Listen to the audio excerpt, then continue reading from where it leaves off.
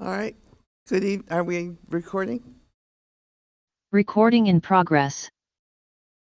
Good evening, everybody. This is the March 30th, 2022 work session for the Town of Mansfield Town Council. Tonight is our first view of the manager's budget. This is the beginning of our budget season. Over the next month or so, we will be looking at every single part of this budget, department by department, and making decisions about where the town's priorities on funding should be for the next year. We will be, council members are asked to develop questions regarding certain things and to submit them or to flag them during the course of our conversations, and staff will respond with detailed explanations. And ultimately, we will be voting to add or subtract to the budget depending on what we conclude at the end of our work sessions. The town meeting is in the first week in May, and that will be the time when the townspeople will get a full explanation of the budget that the council has adopted, and we'll have an opportunity to add or subtract to it. But for tonight, what we are looking for is the manager's budget. Now, the departments have been working on this budget at least since December. So it's not new to them, and it's not the beginning for them. It's sort of the end of their major work and the beginning of ours. So with that, I will call this meeting to order and ask Ms. Chain to call the roll. Asperger. Berthelot. Here. Bruder. Here. Coleman. Here. Fertoni. Pachenberg. Moran. Here. Shuren. Here. Shaken. Here. This is a hybrid meeting. It is being live streamed. Other members of our council who are not currently present may join us as we proceed, either in person or by virtual participation.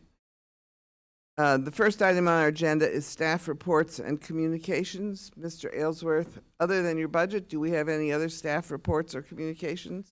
Not this evening, Madam Mayor. All right, then we will proceed to your first budget for the town, and also our finance director's first budget for the town, or second budget. Second budget. Mr. Osberger has just joined us. All right, proceed.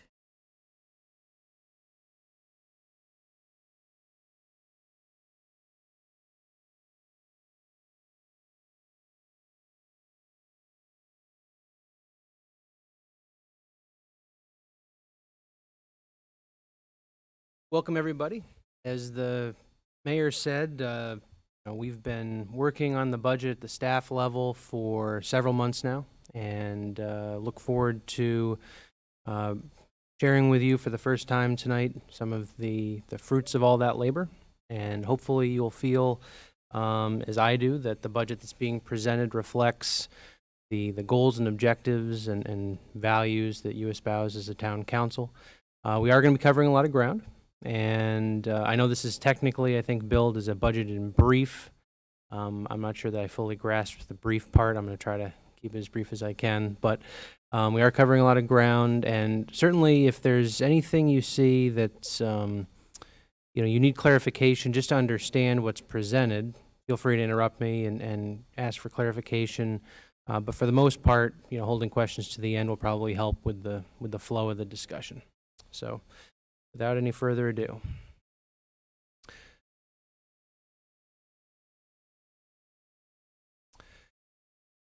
So, stepping back and looking at the budget process, big picture, one of the things that certainly I tried to do and encourage staff to do was think about, what this community is all about from that 30,000-foot level. And the first real compass in my mind for that is our current Plan of Conservation and Development, the Mansfield Tomorrow Plan. And so I won't read all the guiding values and principles that are embedded in that plan, as well as I do what they are. But these really are kind of, benchmarks or what we use to orienteer our way through the budget process. And I want to also just set the right context or some context for what it is, that we're trying to do here, at the local level, as far as local government goes, and then, of course, the budget process itself. At its essence, local government is trying to accomplish three different things. We're trying to provide for the health and safety of our residents, welfare, and critical record-keeping functions. We deliver a wide range of services. We try to be responsive to citizens' problems and issues. Local government is, as you all know, without a doubt, the most accessible form of government there is, far more accessible than government at the state or federal level, and where the rubber meets the road.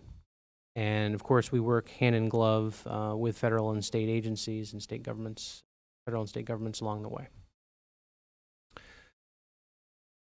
We provide an awful lot of services in the town of Mansfield.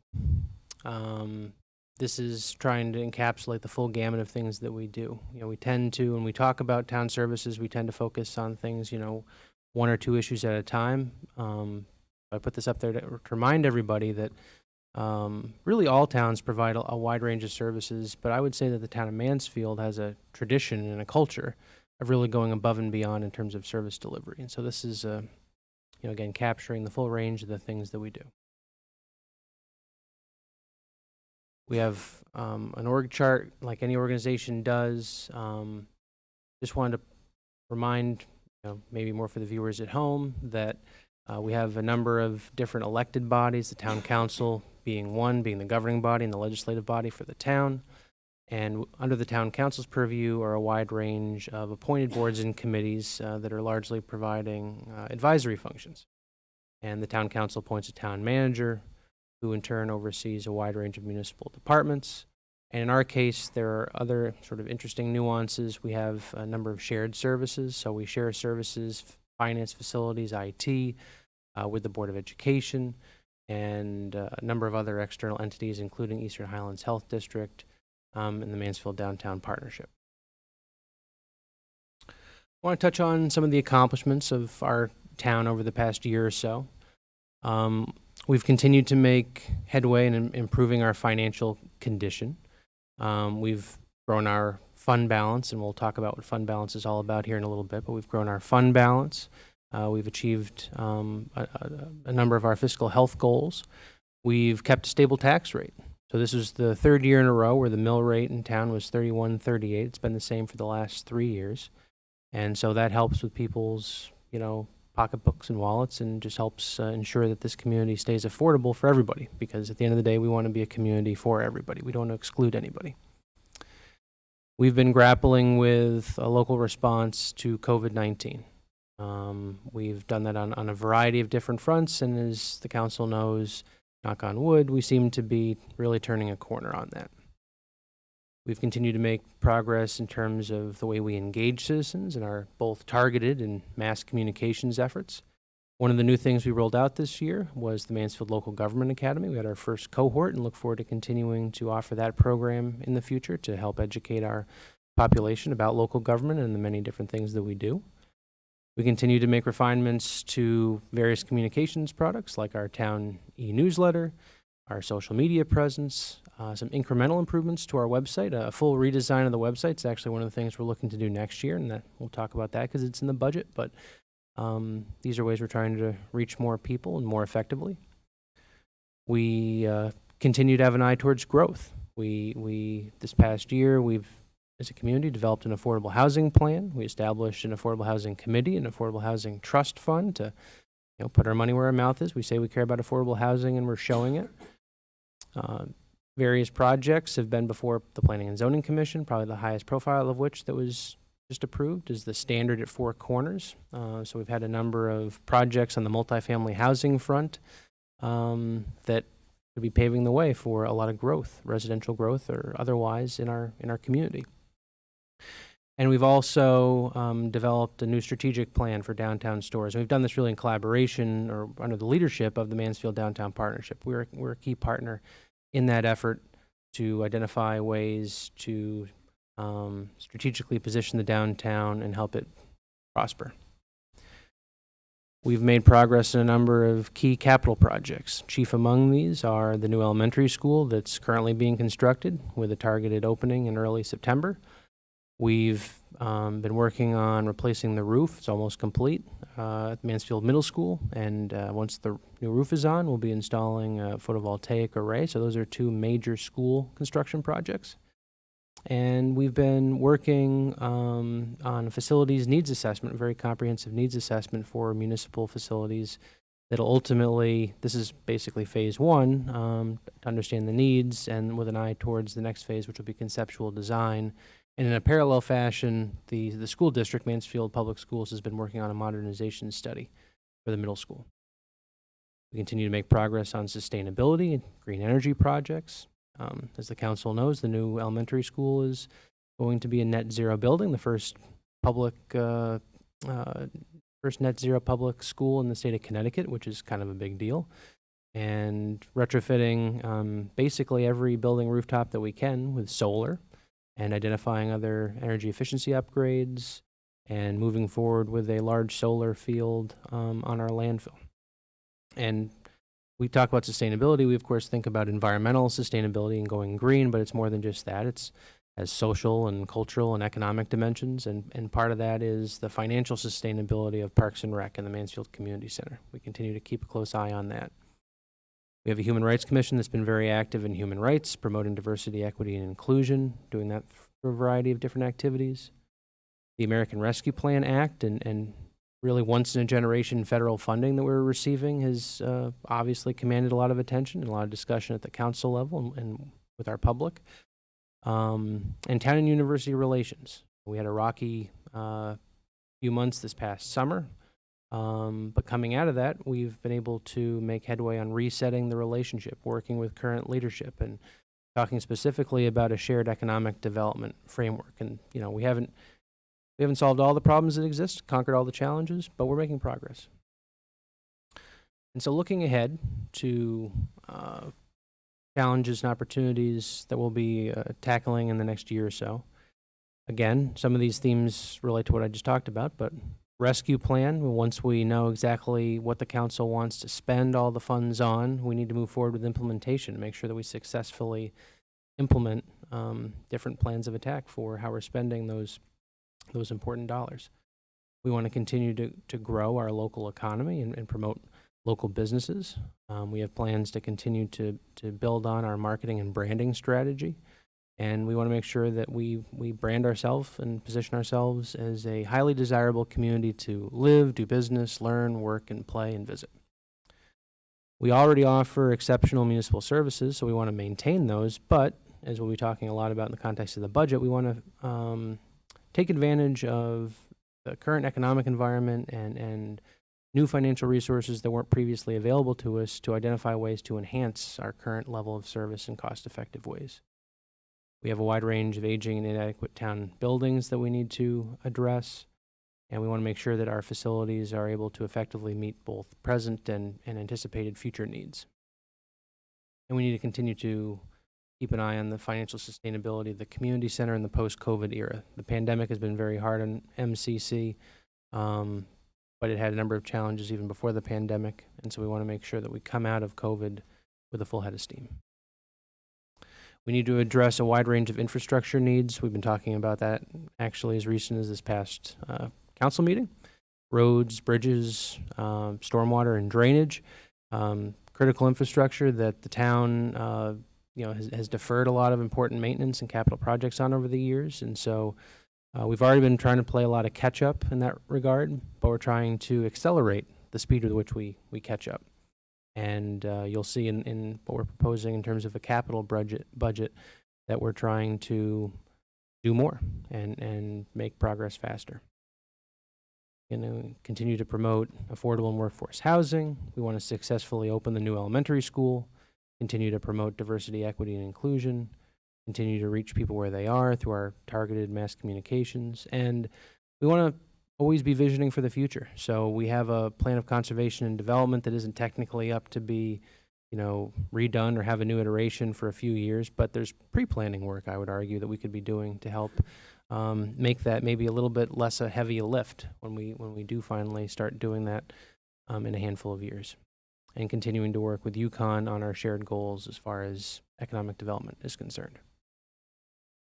So now I'm going to start pivoting into the budget more head on. So again, just to set the context, a budget is a policy document. It's arguably the most important policy document that a town or city has, because what you put your money into, what you invest in, is, generally speaking, what you care about the most. So you can tell a lot about a town and its values by what it spends its money on. And a budget, of course, is comprised of both an operating component and a capital budget. So this is the budget process. This is a schematic of the budget process. It's kind of a wheel. And when the process starts, which was back in December timeframe, when staff began work on their respective budgets, departments began work on their respective budgets with the guidance that that myself and finance pushed out, we were here. And right now we're just here. So this just goes to show we have quite a ways to go before we finally adopt a budget. And then once a budget's adopted, of course, it doesn't stop there, because you're going to audit things and evaluate how things went. And information informs all stages of this process. A very iterative process. So tonight's proposed budget, it's a starting point, just as any town manager's budget is. It's a starting point. Hopefully it'll help provide some clarity in terms of the trade-offs that we need to confront. And hopefully you'll feel that it does an effective job, at least as a baseline to start, with advancing the council's goals and objectives. And I won't rattle through all of them, but these are goals and objectives and priorities that certainly have come across loud and clear to me in the almost year and a half that I've been here. I'm actually going to start with giving you some bottom line up front, because I think it's important, because we're going to be talking about proposed increases of spending or appropriations in a number of areas. It's important, I think, for everybody sitting here to know right out of the gate, what does this mean from a standpoint of the bottom line and how it affects citizens. So we are going to be proposing, staff is proposing, a number of enhancements in service delivery and the corresponding financial investment that it'll take to make that happen. It's important for the council to realize that a lot of the increases you're going to see in the budget are being driven by factors that are frankly a bit outside our control. And I'll talk a bit more about some of what that is in a minute. But despite all that, the good news is that while operating costs in this proposed budget are on the increase, the mill rate we're projecting is going to be down from the last 3 years. I started off by saying that the mill rate has been steady the last 3 years, so we're actually proposing a budget that has a decrease in the mill rate, which will obviously be helpful for property owners, taxpayers. Here's a budget snapshot. The town and Mansfield Public Schools collectively have a general fund budget of just under $49 million under this budget. Our projected contribution to Region 19, our regional school district's budget, is $11.6 million. And combined, that's a general fund budget of just over $60 million. And a capital projects budget of $5.6 million, with just over $3.5 million of that coming from the capital and non-recurring fund. Our revenues, as you all know, come from a number of different areas. We collect taxes, we receive state aid, we collect fees for licenses and permits, and a number of other sources. But really, taxes and state aid are by far the lion's share of what comprises our operating budget, as you see in this graph. 60% or thereabouts of this proposed budget, the revenues would come from taxes, and about 39% would come from state aid. So that leaves only 1% to come from all the other sources you just saw here, including licenses and permits and all the rest. So really, we're talking about two major funding sources for our operating budget. And this is very standard. This is comparable to what you'd see in probably any municipality, most all municipalities across the state.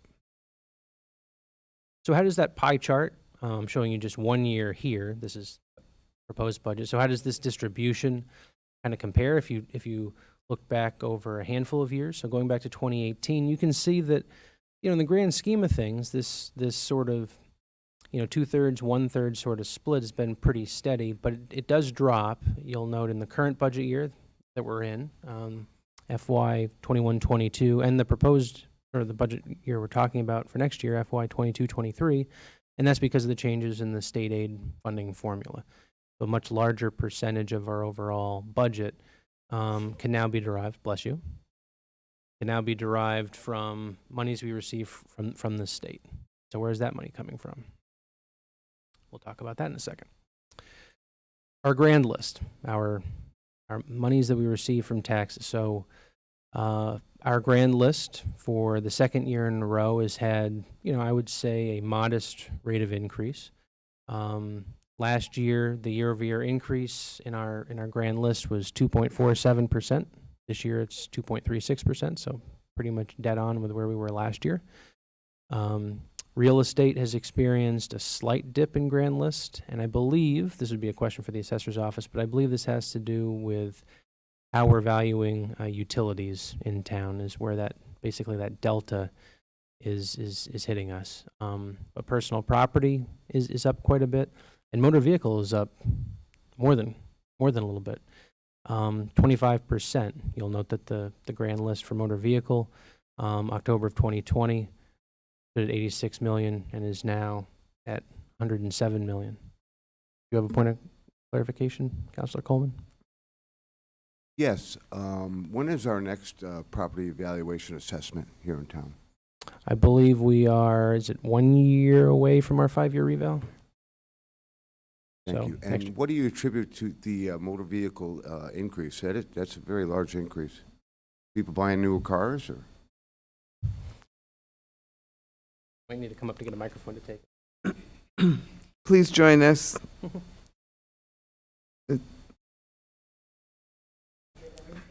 Oh, I hope it's not COVID. Okay. You just need to.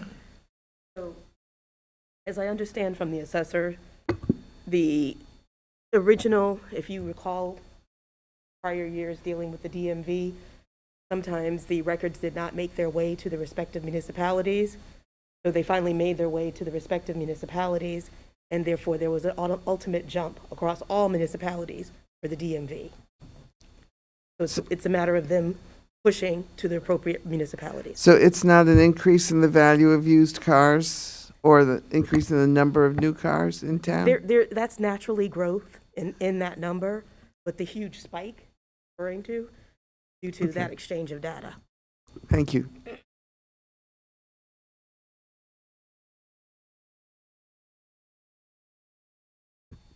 This just shows our grand list over a little over a 10-year period. And if you fit a line to this, you can see it's been a pretty steady ascent. Nothing dramatic, but pretty reliable incremental rates of increase over that period. Mr. Aylesworth, does that increase in the grand list include the value of Yukon property? So this does not. This is our net taxable valuation. So this would exclude Yukon property. Thank you.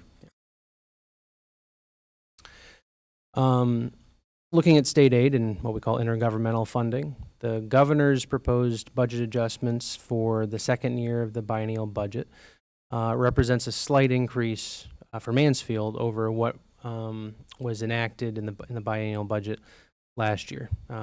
Not a huge amount of difference, about $100,000, but you'd rather be a little bit higher than a little bit lower if you're going to go one way or the other. Our ECS, or Education Cost Sharing Grant, is projected to remain flat at just about $9.5 million. One thing to note, there's legislation pending that would institute a tax cap, 29 mil tax cap on motor vehicles. And so that would impact us because our current mill rate is over 30, so this would cap our mill rate. But there's a mechanism by which we would receive from the state a reimbursement grant intended to make up that lost value, if you will. However, when we issue tax bills based on our grand list, it's our current grand list. And as you all just got done seeing, our grand list, the value has gone up 25%. The reimbursement grant that the state will be administering to us and other municipalities is going to be based on a grand list from a year ago. So it will not reflect that 25% increase. So while I don't have this on the slide, but while we will be receiving estimated $228,000 or so to make up the difference between our mill rate and the 29 mills, we would be losing out on that growth, that 25%. So that's about $50,000 essentially in motor vehicle revenue that if this didn't happen, we would receive. If this goes into effect, if this becomes law, there'd be about $50,000 that we wouldn't receive in the current budget year. Ms. Strasburger, speak into your mic and turn it on. Thank you. Going back a few screens, there was real estate dropped. That because some things came off of our valuation, or was that because of Yukon property that got bought, or? So I believe, and I don't have depreciation. the assessor's notes in front of me, we could certainly research this a little bit more and come prepared to the next meeting to answer, but I believe that change is basically a result of changes in how we are able to tax land owned by utilities in town. So basically, I think a formula change that was adopted is resulting in us losing some taxable value. I believe I read that in some messaging from the assessor, but happy to research that a little further and provide a response. Can I remind council members that the mechanism that's best used for this kind of question is to ask to flag the item, and we will ask for further information at the next meet, our next work session, rather than slow down the whole presentation. So with respect to pilot, that's the payment in lieu of taxes. We talked about this last year, legislative change in the funding formula. So under new state law, basically these tiers were established, and Tier 1 communities are those municipalities with an equalized net grand list per capita of less than 100,000, and this includes Mansfield. We're, I believe, pretty comfortably in this category. We're not really anywhere close to this $100,000, so even if our property values increase, we still should remain a Tier 1 community under this formula for quite some time. And as a Tier 1 community, it sets the payment level that we would receive at 50% of the assessed value of the tax-exempt property. And so in our case, what this all amounted to was, whereas in past years we'd been receiving a little over $8 million in pilot, including as recently as FY 2021, starting in FY 21-22, that jumped up to $13.9 million, or about a $4.7 million, which is 57% increase year over year. And basically, we're expecting that to continue. Under the new law, that's what we're projecting, and that's what we're being told for the second year of the biennium, and we are budgeting accordingly with the expectation that this level of pilot funding is going to be a reliable source of state aid for us in the years ahead. And this just graphically shows, the same thing. You can see quite starkly how things increased dramatically going from FY 21 to 22. And if you look really close, you can see FY 23. This is with the governor's proposed budget adjustments. We are ever so slightly, and this is $100,000, I believe, higher than the pilot funding we received in the current fiscal year, FY 22. Moving into a breakdown of the proposed budget. Again, kind of want to start with highlight of the conclusion before I walk you through everything. So the expenditure budget you're about to see, or the overall budget you're about to see, would lead to a 1 mil reduction, in the tax rate, 3.2% reduction. And it provides funding to sustain or enhance service levels in multiple areas, and we'll detail what those are here. It meets contractual and non-discretionary obligations, continues our pay-as-you-go capital plan, which is obviously a long-standing priority of the council to limit that which you end up borrowing to pay for. You want to have the capital in hand to reduce those interest expenses, and will allow us to preserve a healthy fund balance within the council's targeted range. What's driving increases in the budget basically boils down to these 5 things. Changes in employee wages and benefits, driven in part by what we call service improvements, capital projects, interfund fiscal supports and transfers, debt service, and just general inflation that's impacting basically all pockets of the economy right now. This is our general fund budget. As I said previously, a little over $60 million when the town and Mansfield Public Schools and our contribution to Region 19 are all consolidated into one bottom line. To orient people to this chart for those that prefer to kind of intake information visually. The Navy region is Mansfield Public Schools, constitutes about 40% of our budget, and Region 19 is that yellow wedge. So basically education, if you combine the two, it's about 60% of the overall budget, which leaves about 40% is the town budget, the municipal government budget.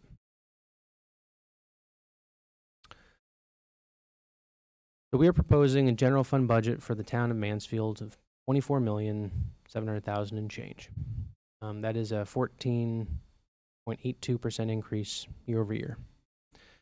A great deal of this, as I start off by saying, is factors that are frankly beyond our control. We'll talk about this more, but when we consolidate down to one elementary school and Mansfield Public Schools no longer is using the other two elementary schools, just use this as one example, all the operating and maintenance costs of those buildings become town responsibility.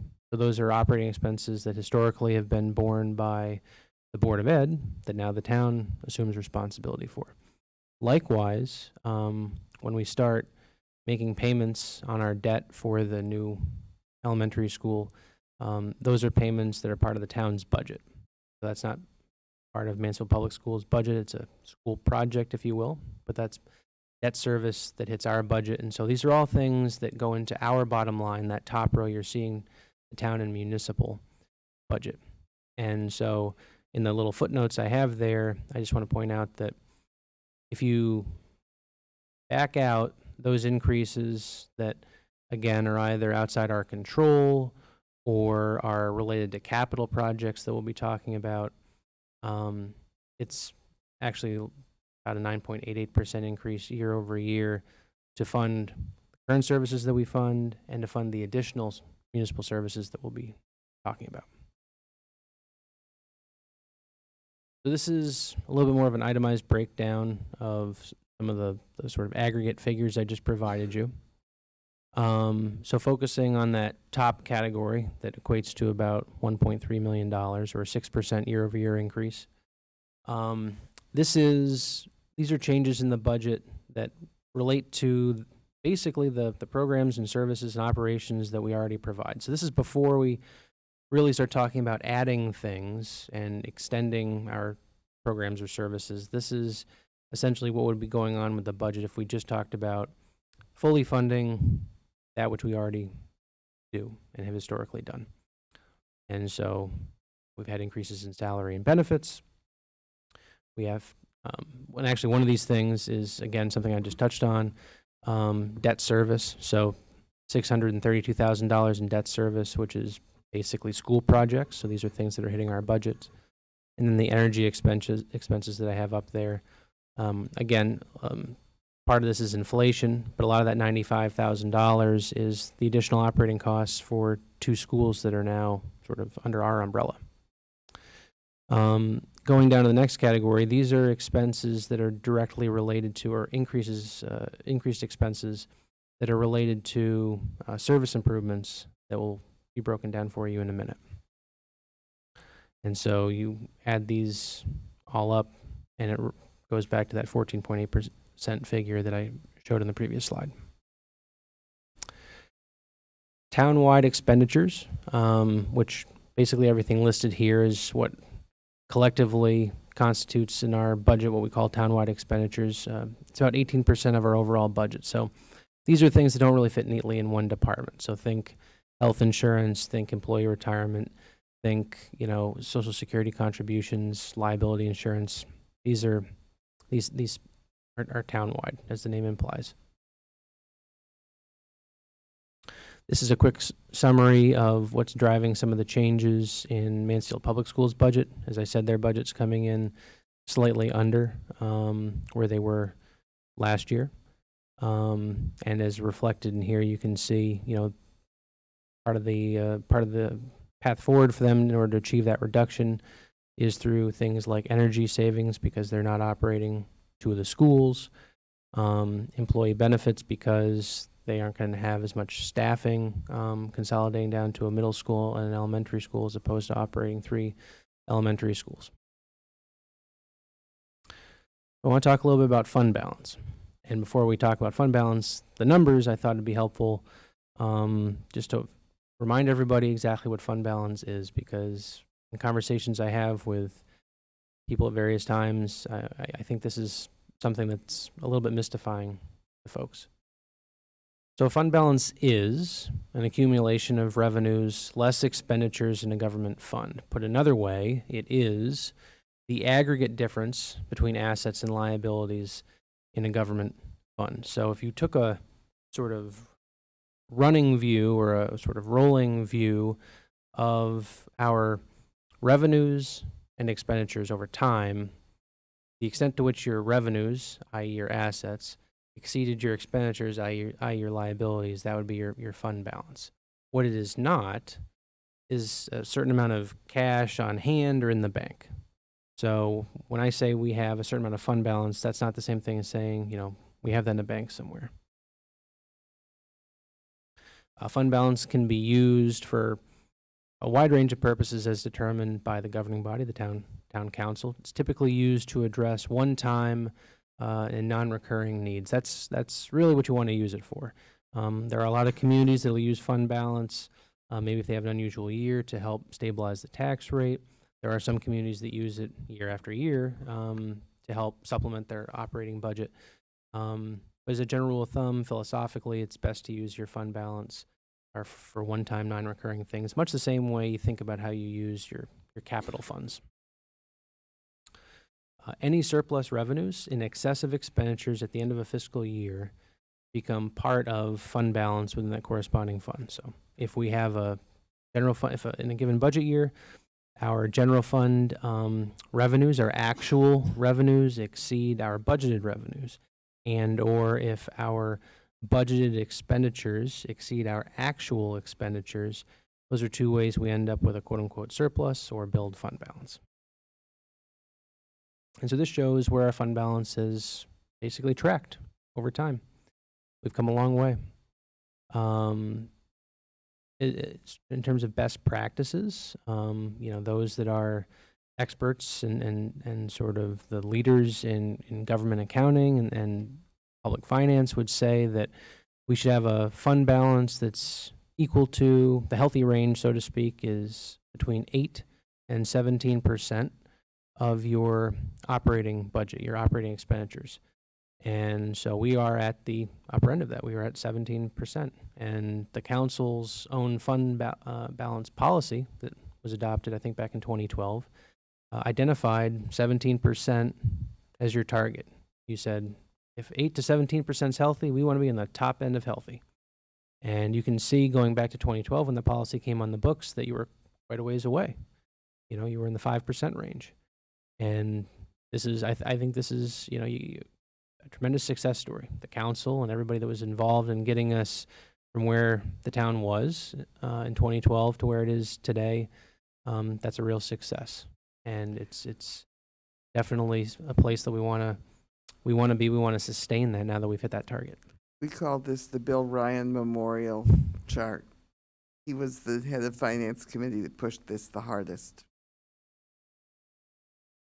Now I want to unpack what I was referring to as service improvements. So these are basically areas, primarily proposals as it relates to additional personnel that are driving increases in the budget. But I want to stress that what you'll see here, these proposals, which these were submitted to me by departments and obviously vetted by myself, and in some cases, we scaled back what departments requested. This is not a carbon copy of what was requested. It's ambitious in its own right, but I can say without saying what were private internal conversations that,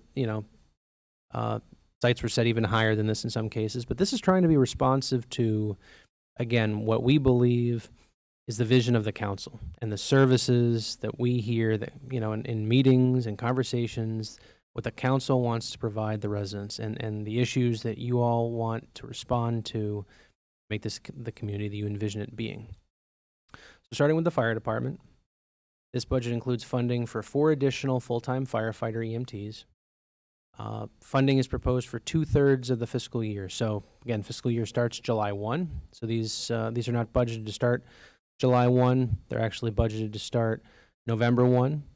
That's being done for a couple of reasons. One, not surprisingly, it helps soften the blow a little bit by not budgeting for a full year. It helps kind of limit some of those pain points, if you will. But actually, that's being set more because we have an active SAFER grant. So this is a FEMA grant we've applied for that, if we're successful, would fund these 4 firefighters for 3 fiscal years. And we won't know the outcome for sure of that grant for some time, until after, frankly, the budget is set. And so it's my belief that the fire chief has made a case for why going to 1 additional firefighter per shift is needed. And if we're unsuccessful in getting the grant, that would be unfortunate, but we have to move forward with it. We're not waiting for the grant to do what we need to do from an operations standpoint. So we would be budgeting for something that in theory we wouldn't have to budget for if we had a crystal ball today and we knew we were getting the funding to cover those positions for 3 years. But it's in the budget because we don't know. Human resources. We want to convert. Right now we have a human resources director and a full-time human resource specialist and a part-time human resource specialist. And there's money in the budget to convert that part-time human resource specialist to full-time. And, we unpack the budget more over the next, coming weeks. We can talk more about exactly, what's leading to that justification. But suffice it to say, there's a lot of human resource work, a lot of recruitment, a lot of work to be done, and the additional help is needed. Human services, we're proposing the creation of an additional youth services social worker. This is actually a part-time position with a specific focus on providing social work services to Region 19 students and additional staffing supports to Mansfield Middle School. Historically, basically, there has been no service provided to the high school. It's kind of hard to reconcile in your mind why that would be the case. Under, I think, past Region 19 leadership, their philosophy was, we'll take it from here. Current administration is very receptive and open to working collaboratively with our youth services team, and there's just not the staff, internal bandwidth currently to take on E.O. Smith right now and provide additional supports needed at the middle school with the current staffing. There needs to be more human resource inputs to do that. The budget also proposes providing additional hours, 5 more hours a week, so converting a 25-hour-a-week position to a 30-hour-a-week position, our nutrition program coordinator at the senior center. A lot of demands in that position, yes. I recall, I want to say it was about 5-6 years ago, there was some interrelation between E.L. Smith and Human Services. It was mostly taken on by the guidance counselors over there, Chuck Levins and such, who created the transitional thing because there wasn't anything at the time. Mm-hmm. And I know this because my daughter was involved with this. And when all of a sudden we came out of 8th grade, everyone went, now what do we do? Right. And so they stepped up, but of course Mr. Levins has retired, and I think a good portion of some of the people that were there that were full-time in youth services have also retired. And so I'm just curious how that program, whether perhaps maybe it was dissolved or just hasn't been followed up on, or... Could I suggest we flag this for future discussion? I mean, Okay. it's clearly an important subject, but just rather than get deeply into it tonight, we'll flag it for future discussion. Yeah, all I would say, I think, having the benefit of hearing from Pat Schneider would obviously be the subject matter expert to turn to. But I think, in a nutshell, part of the issue is, and I know you've kind of talked about your own personal experience, your family's experience, and you've spoken very highly of the services that you received from the school districts and youth services. But from a mission standpoint, there's only so far that the school district can go in Sure. addressing matters outside the school environment, right? And so that's where having youth services involved in terms of what's happening in the youth's life and their family life outside of school. You really need both. I mean, the model, all I'll say is that I don't think the model works if it's all youth services or all school. You really need both. And so it's not that the school is, I think, shirking its responsibilities. It's that there's a recognition by that no there means. needs to be more. Yeah, no, by no means. We were very fortunate to have some people step up and take on that role, create that group. Mr. Coleman, your hand's up? This is a quick question.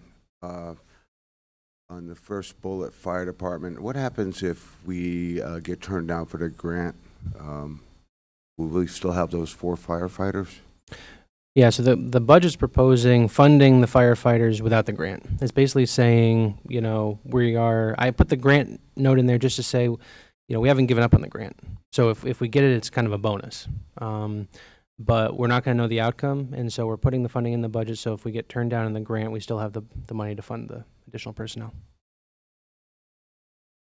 And then lastly, on this slide, the town manager's office, as I've been told, has a long-standing tradition for many years of, as many towns in Connecticut do, of having a paid Yukon MPA intern, and that individual works on, throughout the academic year, about 15 hours a week on a wide range of special projects. Noelle Shepard, who worked in our human resource office for a while, she was a product of the MPA program and got placed with us as an intern and did a phenomenal job, and she became a full-time employee. So it can become kind of a feeder program, farm school, if you will, farm program for farm system for future full-time employees. Yeah, I missed something. The position we talked about Monday night, the outreach apply for service, is that here? Is that, the position? Next slide. Okay, sorry. Planning and development. One change is reclassification of an existing position, Planner 1, which is basically our zoning officer. Looking at the roles and responsibilities, believe that the position basically isn't classified correctly and should be a higher paid position based on the training, education, and responsibilities of the position.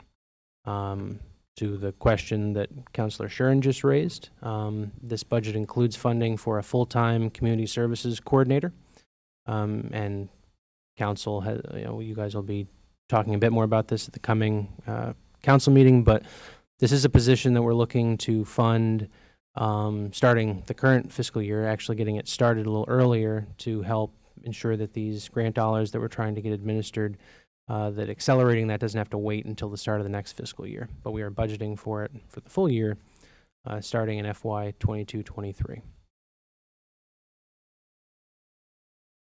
question on that. Am I on? Yeah. Why would we have a community services coordinator in the planning and development department? Wouldn't that be part of human services?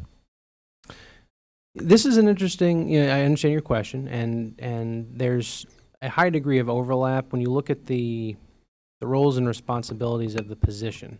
You could make an argument for housing the position in either department because of the way the responsibilities kind of shake out.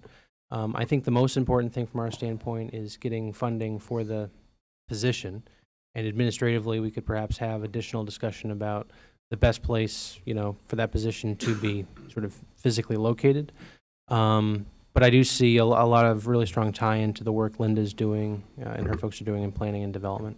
I can't figure it out in this 10 seconds of trying to look through my calendar, but if it's not this way already, can we make sure whatever night it is that we go into detail about both budgets, that we have planning and development and human services on the same night, so we can have this conversation with both Pat and Linda present?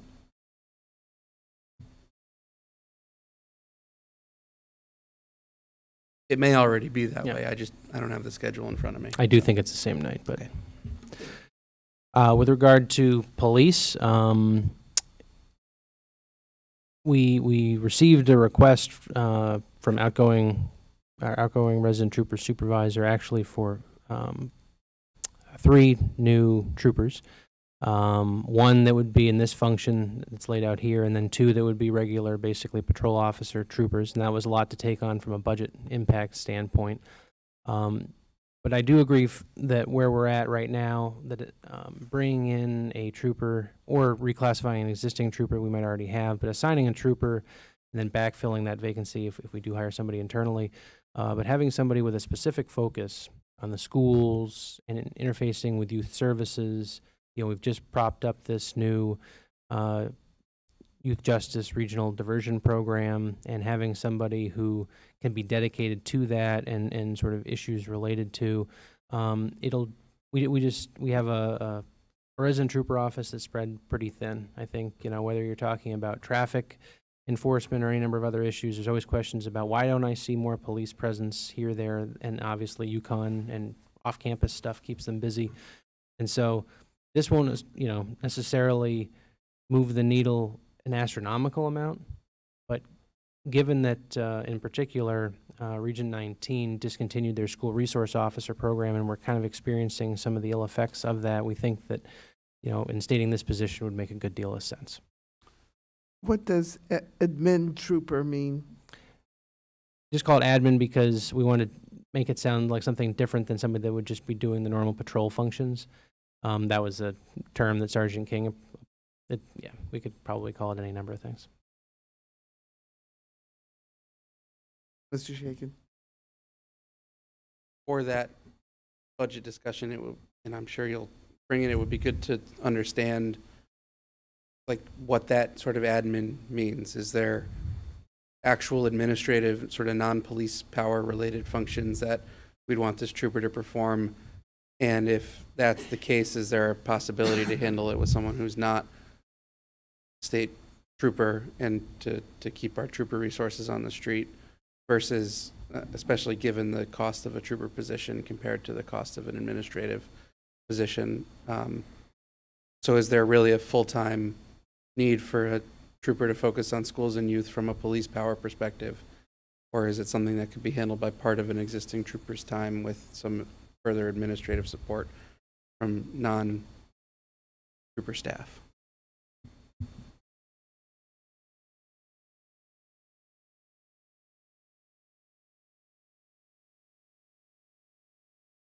Will Sergeant King still be here when we get to this? I don't think that he will. So he will be, depending on where he's assigned, I believe he would still be a presence in Troop C. And I'm sure even if, there's a new resident trooper supervisor kind of getting up to speed, like it could be their first week, I suspect as a courtesy, I could have Sergeant King address the council with the new resident trooper supervisor present to talk about, make the case for what was being proposed. Yeah, some background would be helpful. Mr. Osborne? Madam Mayor, as I recall, a few years back, we approved a town officer, didn't we not? No. Right. All right, Mr. Shaken has a different memory than I do, but in any case, we'll flag this item for further discussion. Proceed, please. With respect to Public Works, Public Works has historically operated with a senior mechanic and two, I guess you'd call them regular mechanics. And with the recent retirement of the longtime senior mechanic, DPW would like to add two junior mechanics. So instead of having a senior mechanic and two quote-unquote regular mechanics, have the two regular mechanics and then two junior mechanics. So you end up with one additional full-time person, albeit somebody that, again, because of their experience and their professional responsibilities, wouldn't command the same sort of compensation, as a regular mechanic or a senior mechanic would receive. And that's being proposed for 3/4 of the fiscal year, so that would be a position that would start October 1.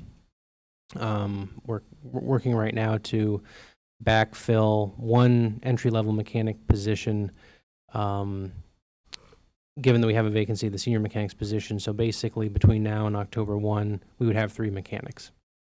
And then hiring 2 full-time drainage crew members. Coleman? Yeah, flag the drainage. With respect to facilities management, the Board of Education and the town staff are jointly supporting the creation of a full-time custodial supervisor position, the cost of which would be shared 50-50 between the Board of Education and the town. We have an assistant facilities director, Bill Treach, who spends, frankly, an awful lot of time supervising or coordinating the work of custodians in buildings throughout town. And, Bill is a very capable person that can be doing very high-level things from a maintenance standpoint. He's a, certified licensed electrician, and so we believe that this would be a good use of resources to help free him up for a lot of other high-priority things that the town's doing with respect to facilities, and create a position that I think has been, if I understand correctly, perhaps discussed in the past, but this custodial supervisor position. This is a summary. Oh, Mr. Strasburger?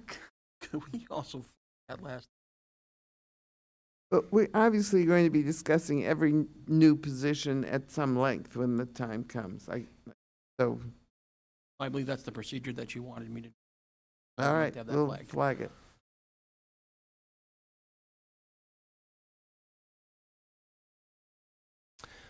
so this is just the sort of the roll-up of everything I just gave. This is a sort of simple tabulation of everything, showing you where those service improvements and the associated budget impact lie. Moving on to a new category of budget drivers, capital projects. So as I start off by saying, this budget does propose a substantial increase in funding for capital projects. The town council, I think, has been pretty clear in all the dealings I've had with you all that you're very, very interested. You have a strong desire in accelerating progress on addressing a wide range of infrastructure needs, whether it's roads or drainage or other infrastructure.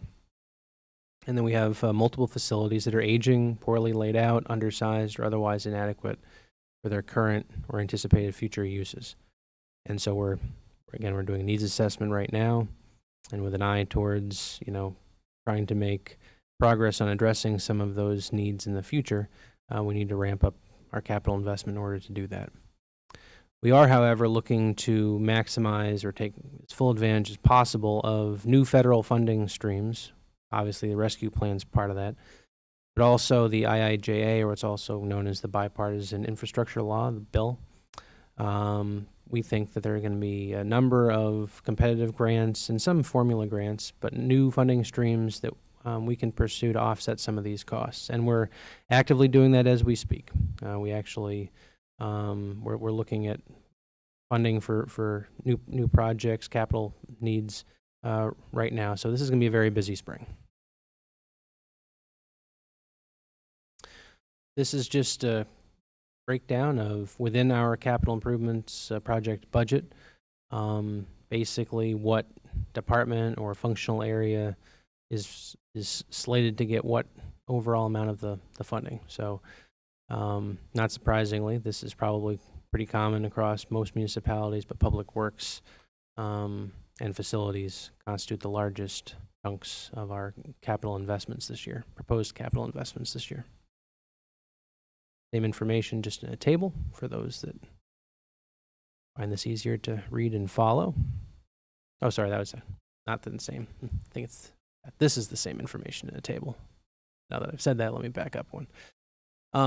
So funding for our capital projects coming from a variety of proposed to come from a variety of different sources. One is the Capital Non-Recurring Fund, $3.5 million. American Rescue Plan, the Bipartisan Infrastructure Law, LoCIP infrastructure grant funding, and a variety of other sources.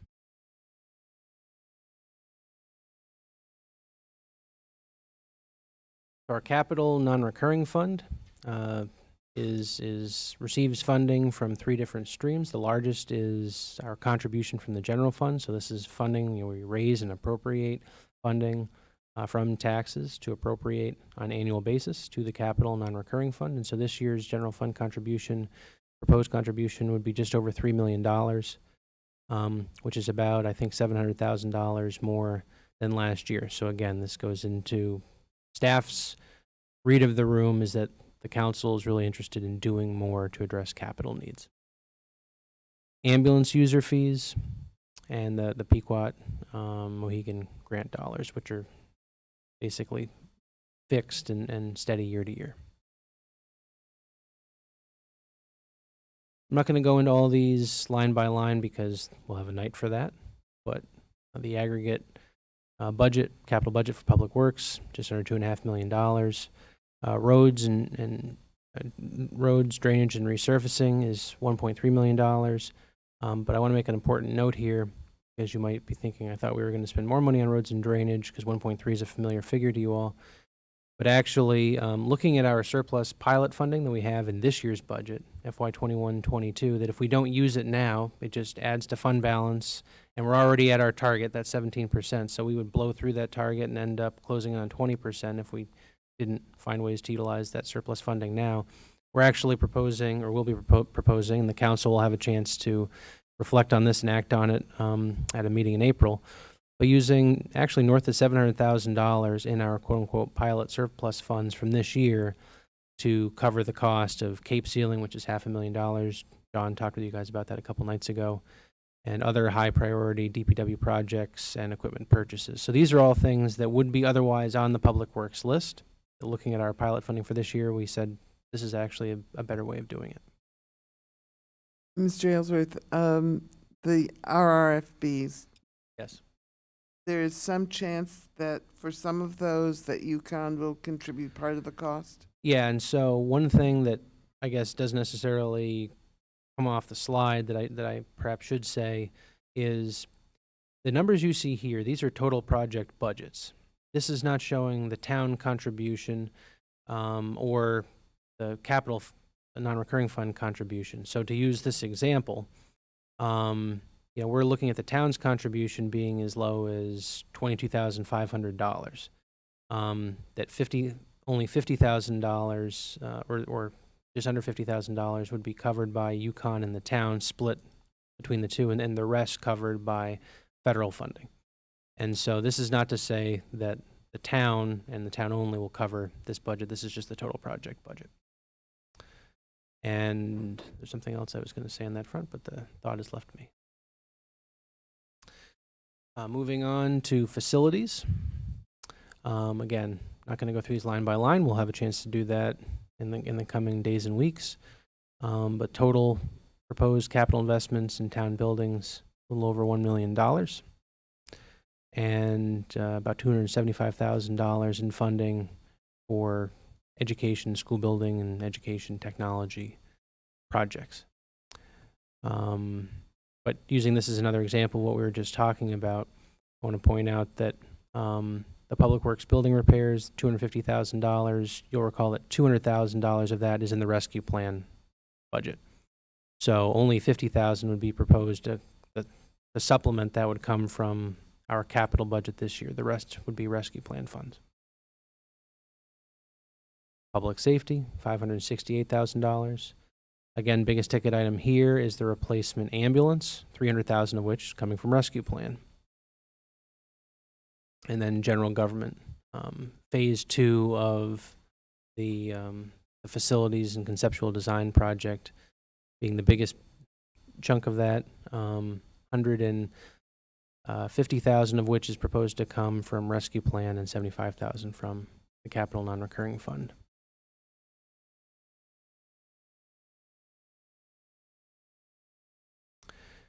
Community services, $546,000. And community development, a little over $300,000.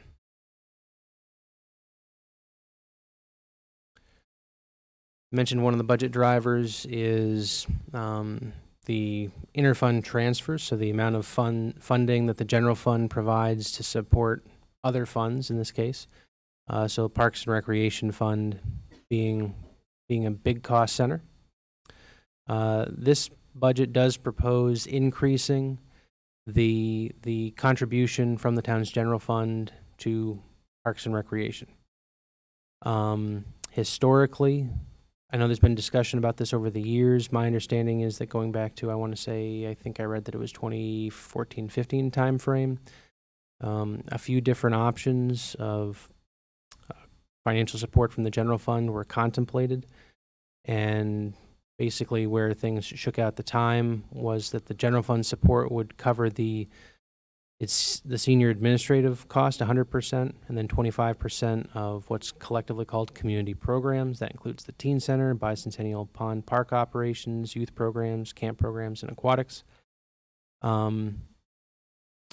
But I think it's also clear in the record that the council was open to, over time, incrementally increasing that level of support from the town's general fund in recognition of how challenging it is for a Parks and Recreation program to cover its full costs. And so this proposed budget is is a step in the direction of what my read of the past record is council support for doing that. So it proposes increasing general fund support for Parks and Rec from 25% of community programs to 27.5%, which is about a $73,000 increase, or a large chunk of that $73,000 increase in funding year over year from the current funding level. Already talked about this, so I won't belabor the point too much. But our debt service budget in the general fund is taking a hit from the first year of payments on the new elementary school and the middle school roof project, and those are 20-year payback projects. Just want to point out that as we think about future budgets and how we spend today, thinking about where things may go from here, we are looking at the near certainty of needing to borrow additional funds in the future for additional major building projects, town buildings and Mansfield Middle School. And so when we think about what we want to spend today, I want the council to know that staff is thinking about the implications of that future debt service, whenever it may come, and how we might be able to absorb that without finding offsets to ensure that we're not absorbing all that into our operating budget. So this shows the town's debt service over the years, and again, graphically, this is showing what we've already talked about, that jump from the school debt payments. The good news is when you take our overall general fund budget of $60 million, plus or minus, this debt service number is still somewhere in the neighborhood of 2.5 or 3%, which is well within what would be considered a healthy range. You don't want to be north of 10% of your overall general fund budget. So we are, even with this spike, this increase, which this is kind of a new normal for us, a new reality, right? Because we're committed to funding or paying back the debt on the new school.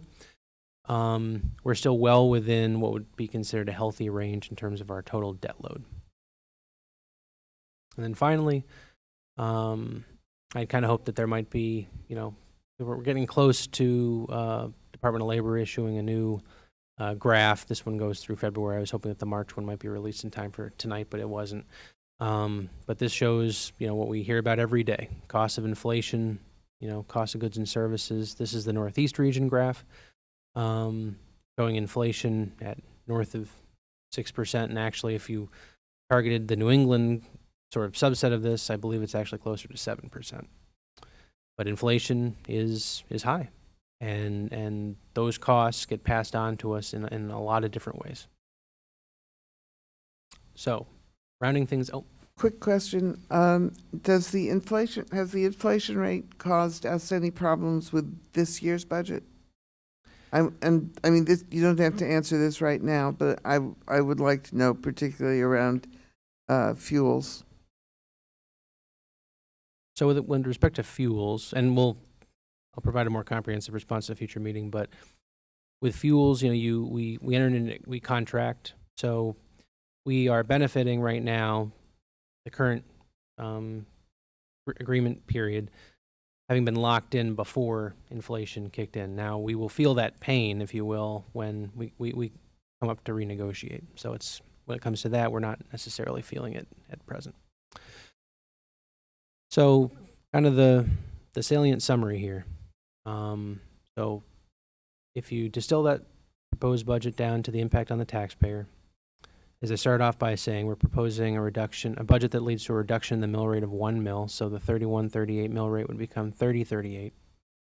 If we took quote unquote average home, a median home in the town of Mansfield with a fair market value of $228,500, and that is assessed value, we assess at 70% of fair market value, that would be an assessment of about $160,000. Their annual property tax burden would fall from just over $5,000 to a little under $4,900 for a net decrease in their annual tax requirement of $160 or $13 a month. So, this is not major savings. No one would be representing it as that, but it is a savings. It is a reduction in people's property tax bills.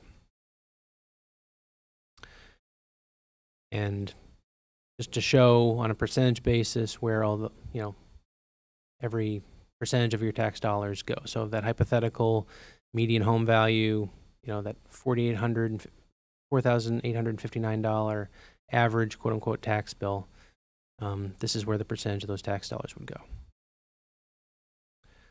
Comparing our mill rate to other towns' current mill rate, comparing our projected mill rate, 3038, to other towns' current mill rates, because obviously they're going through the same process we are. We don't know where they're going to shake out.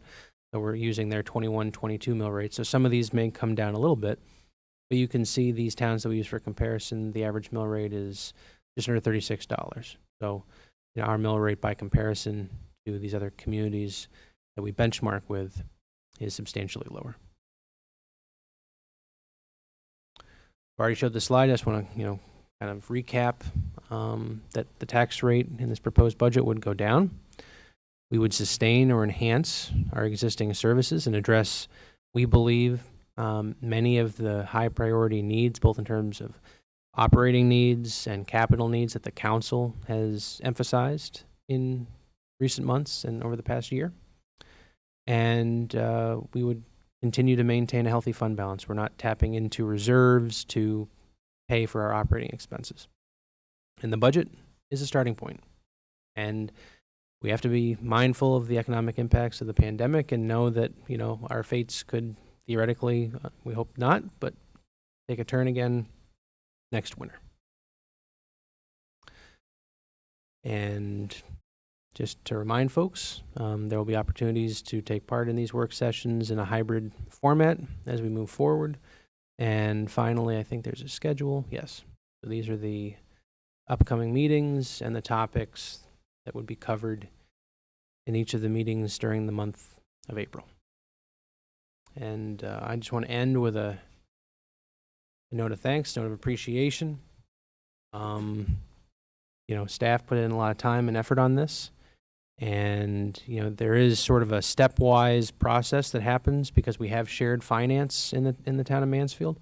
So it's really difficult to get a jump, so to speak, on the town's budget early on in the process because Mansfield Public Schools, MBOE, is going through its process, and then Region 19, and then it's kind of a sprint to pull all the town facts and figures and data together. So I want to make sure to extend a thank you to the finance staff and the staff in my office, and of course all the department heads that have, helped make this happen. Thanks. Thank you. Well, we have a lot to think about and a lot more information to gather. So are there any further questions for the town manager right now, Mr. Shakin? Thanks. I wanted to sort of flag ways to think about things or talk about things. Sessions. A few years ago, we switched out of doing capital all in one night to doing capital as part of each departmental budget. And I think that's a really good thing. We ought to continue it. However, just based on that overview, there seems to be substantial proposal to increase capital a lot.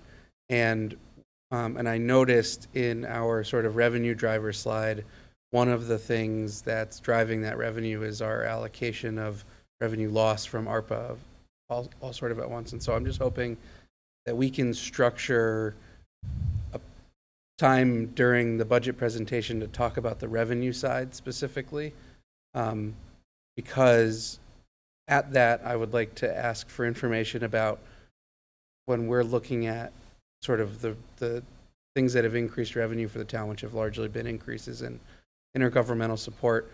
What are we proposing to use one-time revenue to pay for in this budget? And then what are the sort of implications of adding services that have payment sources today into the out years? So we have a budget that proposes to lower taxes today for the next fiscal year, but there's a number of things, personnel costs particularly, that would be ongoing expenses into the future, and we would be expected to keep those 3 firefighters past the SAFER grant, as an example. And so it'd be good to just understand what, there's a sort of balloon that we think we might be facing in 2 or 3 years, what the implications of those decisions might be. I think that the only additions that would fall into that category are the firefighters, and since Mr. Aylesworth has built the cost of those into our operating budget, we would just be relieved of that at some point. But anyway, I understand your question. I think it's an important one, and we should talk about it as we go ahead. And related to that, there were a few things in the capital portion that we've decided to use ARPA funds to pay for already. There are also a few things that were in your ARPA proposal that we pulled out of ARPA spending that you're proposing to do as part of our general fund, which is fine. But I think similarly, like just an understanding of making sure that we aren't sort of committing ourselves into the future if there's not an opportunity to smooth that revenue loss figure over a few years. And then I have another question that's related, which is, this will be the second year we've received the enhanced pilot payment. We received it last year as well, but it came in after our budget process. It was part of the budget that passed after the town meeting. And to my recollection, we haven't appropriated those dollars. We did not appropriate them in the current fiscal year.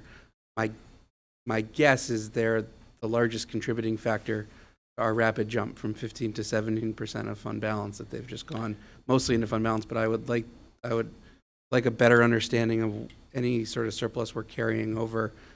Where did it come from? Is it part of this enhanced pilot for the current year? And how much of it was transferred into fund balance? Happy to give you a breakdown. We have, and this will actually be on a regular council meeting agenda for proposed uses of those funds. It's basically handled like a transfer. So I won't obviously break it all down now, but you're correct that we did not budget for the amount that was sort of pending up for legislative debate last year, and so we did end up with this surplus. I mentioned proposed uses for DPW projects that would have otherwise been part of the capital budget, but there's a sort of running list of things that the council will be hearing from staff in the next few weeks as proposed uses of our quote-unquote surplus FY 21-22 pilot funds, and we can do a full breakout of how much then the residual amount would be contributing to our fund balance as we start 22-23. Thanks. Thank you. Mr. Osberger. This is for Ben Shaken. Please don't fall off your chair. I agree with everything you said. Thank you, Mayor. I want to thank you, Ryan, for a really clear presentation and for taking the time to define terms as you went along and not making assumptions about what we might understand about budgets. I've now sat through many of them, and that was the clearest presentation I've seen. And I don't think it's because I've gotten any brighter. I think it was because you did a really excellent job of making things easy to understand. And largely that was about defining terms, so really appreciate that. And also want to say thanks to all of your supporting staff. They've obviously did a great job. Thank you very much. Any further comments or questions? Well, I know it's been a very busy time since December, so I also want to extend my thanks to the staff and to you for this presentation. And to the public, stay tuned. We will be working on these budget questions for most of April, and it's going to be a very interesting time. So thank you one and all, and I believe, is there anybody who wishes to address the council in public comment? I'm not aware of anybody. We have have not heard from anybody. Then the next item of business is a motion to adjourn. Is somebody, wait, we have to move it first. So I'll let you move it. Moved by Mr. Osberger. Is there a second? Second by Ms. Berthelot. Thank you. All right. All those in favor say aye here. Okay. We are adjourned. Thank you.